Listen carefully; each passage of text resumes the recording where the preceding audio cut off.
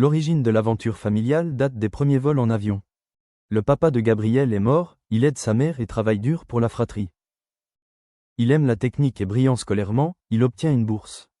Un grand aviateur propose un brevet de pilote à LSA Promo de Centrale. Seul volontaire, il ne connaissait que sa bicyclette et son instructeur n'est pas pilote. Il est un des premiers aviateurs et chef d'escadrille en 14 à 18. Lors d'un ultime combat contre 5 avions allemands en 1918, il prend une balle. C'est comme ça que Gabriel est devenu bon papa, une idole familiale. Henri est le fils cadet de bon papa. Il voulait faire comme lui, devenir aviateur. Il entre le jour de ses 16 ans dans la Résistance. À 17 ans, il entre dans l'aviation, participe à la Libération, puis devient navigateur.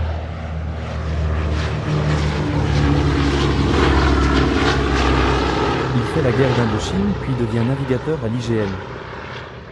Accroupi dans le cockpit de l'ex-bombardier, quadrille le terrain par photographie. L'avion ne peut voler que par beau temps pour les photos, les hommes attendent longtemps. Il cartographie nos colonies en Afrique, Madagascar, Guyane. Absent 9 mois par an. Pierre est le premier garçon de bon papa. Il s'engage dans la cavalerie, puis la guerre est totale contre les Allemands.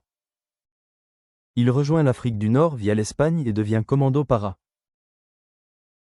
En 1944, il combat en Provence et remonte pour livrer la bataille d'Alsace. Il reçoit troupes blessures.